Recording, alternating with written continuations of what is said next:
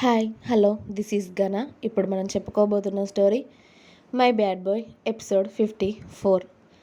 రుద్ర అన్న ఒక్కొక్క మాట నిజంగా చాలా బాధకి గురి చేశాయి వేదని. ఆమె రక్తం ఓడుతున్న చేతితోనే రుద్ర దగ్గరికి వెళ్ళి అతడిని గట్టిగా హత్తుకొని, నిజంగా నువ్వు మాట్లాడకపోతే నాకు ప్రాణం పోతున్న ఫీలింగ్ కలుగుతుంది బావా, అందుకే ఈ ప్రాణమే లేకున్నా పర్లేదు అని నేను అలా చేశాను. నాకు నువ్వు కావాలి బావా. నువ్వు ఇంతకు ముందు నాతో ఎలా ఉండేవాడివో అలా కావాలి.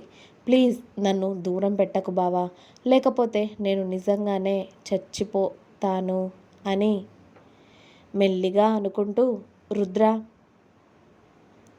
చేతిలోనే స్పృహ తప్పి పడిపోతుంది వేద. రక్తం చాలా పోయింది కదా. వేద పడిపోవడంతో వేదు అని శౌర్య కంగారుగా పరిగెత్తుకుంటూ వచ్చాడు రుద్ర దగ్గరికి. అప్పటికే ఆమె పడిపోకుండా రుద్ర వేదని 2 చేతుల్లో ఎత్తుకొని, శౌర్య, కార్తీ ఫాస్ట్ అని అరిచాడు. అలాగే అన్నయ్య అని శౌర్య ఫాస్ట్గా కిందికి పరిగెత్తుతూ ఉంటే హాల్లోనే ఉన్న మనోహర్, మీనాక్షి గారు చరణ్ ఏమైంది అని అడిగారు. అమ్మ, వేదు చేయి కట్ చేసేసుకుంది, హాస్పిటల్కి తీసుకువెళ్దాం పదండి అని కంగారుగా శౌర్య బయటికి పరిగెత్తి కార్ స్టార్ట్ చేసి పెట్టడంతో రుద్ర కంగారుగా వేదని ఎత్తుకొని వస్తూ ఉంటే ఆమె చేతికి ఉన్న రక్తం చూసి ఫుల్గా షాక్ అయిపోయారు మిగతా వాళ్ళు. మీనాక్షి గారు అయితే ఏడుస్తూ, అయ్యో ఏం చేస్తుందిరా ఇది మళ్ళీ అని అరుస్తూ ఏడుస్తూ ఉండేసరికి, అమ్మ ముందు హాస్పిటల్కి తీసుకెళ్దాం పదండి, దానికి ఏం కాదు అని రుద్ర అనగానే అందరూ కారులో హాస్పిటల్కి బయలుదేరుతారు. రుద్ర ఫాస్ట్గా హాస్పిటల్లోకి వేదని ఎత్తుకు వెళ్ళి తనని అడ్మిట్ చేయగానే రుద్ర అక్కడ అందరికీ తెలుసు కాబట్టి ఏమీ అడగకుండా వేద చేతికి ట్రీట్మెంట్ చేయడం స్టార్ట్ చేశారు. వేదకు ట్రీట్మెంట్ జరుగుతూ ఉంటే ఆమె ఉన్న రూమ్ ముందు చైర్లో కూర్చొని కళ్ళు మూసుకొని తల పట్టుకొని ఉంటాడు రుద్ర. అసలు ఏం జరిగిందిరా, ఇది మొన్ననే యాక్సిడెంట్లో నుండి కోలుకొని కాస్త మంచిగా అయింది అనుకునే లోపు మళ్ళీ ఇలా అయ్యిందేంట్రా అని మీనాక్షి గారు అనగానే శౌర్య, రుద్ర, వేదకి జరిగింది మొత్తం మీనాక్షి, మనోహర్ గారికి, చరణ్కి కూడా చెప్తాడు. భగవంతుడా, వీళ్ళిద్దరిలో ఇప్పుడు ఎవరిది తప్పు ఉంది అనుకోవాలరా. ఇది వాళ్ళ నాన్నతో వెళ్ళడం వీడిని కాదు అని ఆ పెళ్లిపీటల మీద కూర్చోవడం, వేద రుద్రని మర్చిపోయి ఇంకో పెళ్లి చేసుకోదు, అది తెలిసినా కూడా వీడి మొండు పట్టు ఏంటో, అది వేరే ఒకరితో పెళ్లిపీటలపై కూర్చుంది అని నాకేం అర్థం కావట్లేదురా. పెళ్ళయ్యి సంతోషంగా ఉండాల్సిన పిల్లలు ఇలా అవుతుంటే చూడ్డం నా వల్ల కావట్లేదండి అని మనోహర్ గారిని పట్టుకొని చాలా ఏడుస్తూ ఉంటారు మీనాక్షి గారు. అమ్మ, వేదుకి ఏం కాదు, నువ్వు కంగారు పడకు అని చరణ్, శౌర్య ధైర్యం చెప్తారు. అలాగే మనోహర్ గారు కూడా, మీనా కోడలికి ఏమీ కాదు, నువ్వు కంగారు పడకు అని చెప్తారు. కంగారు పడకుండా ఎలా ఉండమంటారండి, వాళ్ళ నాన్నని కాదు అని దాని మెడలో తాళి కట్టి దాన్ని మన ఇంటికి తీసుకువచ్చాడు. దానికి ఏమన్నా అయితే మా అన్నయ్యకి నేను ఏం సమాధానం చెప్పాలి అని ఏడుస్తూ ఉండగానే డాక్టర్ గారు బయటికి వచ్చారు. ఏం పర్లేదు, ఇంకో గంటలో మెలకువ వస్తుంది, ఇంకా కాస్త అయితే డీప్గా కట్ అయ్యేది, కానీ ఇప్పుడు ప్రాణానికి ఏ ప్రమాదం లేదు, కాస్త చాలా బ్లడ్ లాస్ అయింది, ట్రీట్మెంట్ ఇంకా జరుగుతుంది తనకి, గంటలో మెలకువ వచ్చాక మెడిసిన్ రాసిస్తాను, ఇంటికి వెళ్ళొచ్చు అని చెప్పగానే అప్పుడు ఊపిరి పీల్చుకుంటారు అందరూ. ఉఫ్ అని గట్టిగా గాలి పీల్చుకొని రుద్ర కాస్త రిలీఫ్ ఫీల్ అయ్యి డాక్టర్ని అడగకుండానే వేద ఉన్న రూమ్లోకి వెళ్ళి తనని ఒక్కసారి చూసి వేదకి కావాల్సిన మెడిసిన్స్ అలాగే బిల్ పే చేసి సైలెంట్గా వచ్చి మళ్ళీ కూర్చుంటాడు.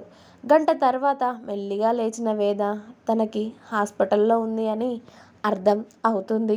కానీ ఎవ్వరూ ఒక్క మాట కూడా మాట్లాడకుండా అందరూ మళ్ళీ వేదని తీసుకొని ఇంటికి పయనమవుతారు. వేదని, రుద్రని ఇంటి బయట నిలబెట్టి ఇద్దరికీ ఎవరి దిష్టి తగిలిందో ఏంటో అని ఇద్దరికి దిష్టి తీసి లోపలికి వెళ్ళాక రుద్ర అక్కడ ఆగకుండా వాళ్ళ రూమ్లోకి వెళ్తూ ఉంటే వేద చెంప మీద పడిన మీనాక్షి గారి దెబ్బకి అక్కడే ఆగిపోయాడు వెనక్కి చూడకుండా.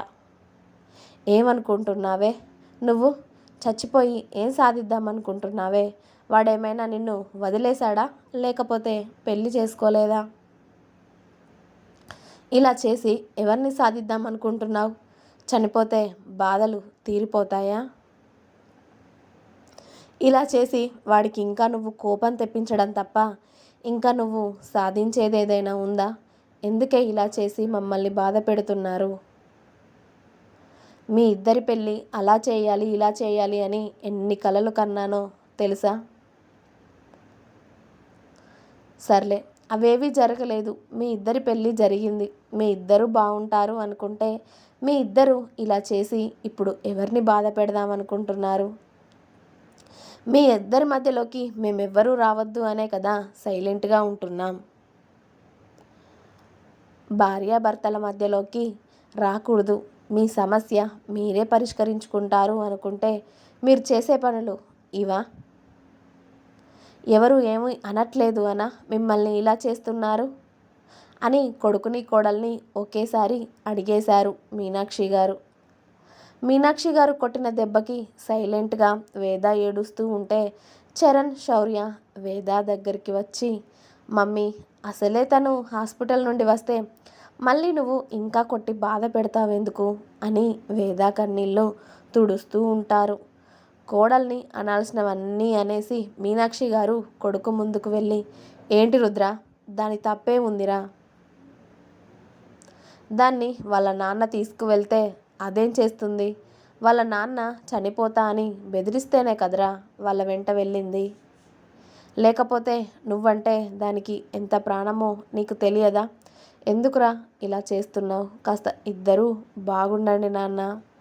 మీరిద్దరూ బాగుంటేనే కదా ఇంట్లో బాగుంటుంది. మీ ఇద్దరే మాట్లాడుకోకపోతే ఎలా రుద్ర? దాన్ని బాధ పెట్టకురా. ఇప్పటికే చాలా బాధల్లో ఉంది. నీకోసమే కదా వాళ్ళ అమ్మా నాన్నని వదిలేసుకొని మరి వచ్చింది. దానిని మరి నువ్వు సంతోషంగా చూసుకోవాలి కదా. దాన్ని ఇంకా బాధ పెడితే ఎలా చెప్పు రుద్ర అన్నారు కొడుకు చెంప మీద చేయి వేసి. తల్లి మాటలకి కూడా రుద్ర సైలెంట్గానే ఉండి మీనాక్షి గారికి ఎలాంటి సమాధానం ఇవ్వకుండా రూమ్కి వెళ్ళి ఫ్రెష్ అయ్యి బెడ్ మీద కూలబడ్డాడు. నువ్వు వాడికి ఇలాంటి షాకుల మీద షాకులు ఇస్తే ఎలా వేదా? వాడి కోపం ఏంటో నీకు తెలియదా? అసలే మాట్లాడకుండా ఉన్నాడు. మళ్ళీ ఇప్పుడు నువ్వు చేసిన దానికి వాడికి కోపం ఎంత పెరిగిందో ఏంటో. ఇకపైన ఇలాంటి పనులు చేయకు తల్లి. గాయం కొంచెమే అయ్యింది కాబట్టి సరిపోయింది. లేకపోతే ప్రాణానికి ప్రమాదం అయితే ఎలా ఉండేది చెప్పు? కాస్త ఓర్పుగా ఉండు తల్లి. వాడే మాట్లాడతాడు. వాడిది కూడా కరెక్ట్ కాదు. అయినా వాడికి కూడా నేను సర్ది చెప్పాను కదరా. మీ ఇద్దరూ సంతోషంగా ఉండండిరా. మాకు అదే కావాలి. మీరు బాధపడుతూ మమ్మల్ని బాధ పెట్టకండి. వెళ్ళు, రూమ్లోకి వెళ్ళు అని వేదని రూమ్లోకి పంపిస్తారు మీనాక్షి గారు.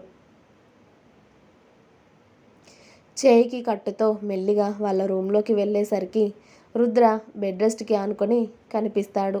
అతడి మొహం చాలా అలసటగా కనిపిస్తుంది. ఇప్పుడు ఏం మాట్లాడినా ఎన్ని పీకుతాడో అని వేద తన డ్రెస్ తీసుకొని వెళ్ళి ఫ్రెష్ అయి వచ్చాక మెయిడ్ ఇద్దరి కోసం జ్యూస్ తీసుకువచ్చి టేబుల్పై పెట్టి వెళ్ళిపోతుంది.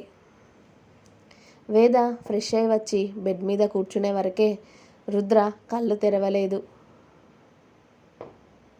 ఆమె వచ్చి కూర్చోగానే ఆమె వేసుకోవాల్సిన టాబ్లెట్ వేద పక్కన పెట్టి అతడు జ్యూస్ ఫినిష్ చేసి బెడ్ మీద పడుకున్నాడు కళ్ళ మీద మోచేయి పెట్టుకొని. వేద పాప కూడా ఇక సైలెంట్గా టాబ్లెట్ వేసుకొని జ్యూస్ ఫినిష్ చేసి రుద్రకి వెన్ను చూపిస్తూ కళ్ళు మూసుకుంది.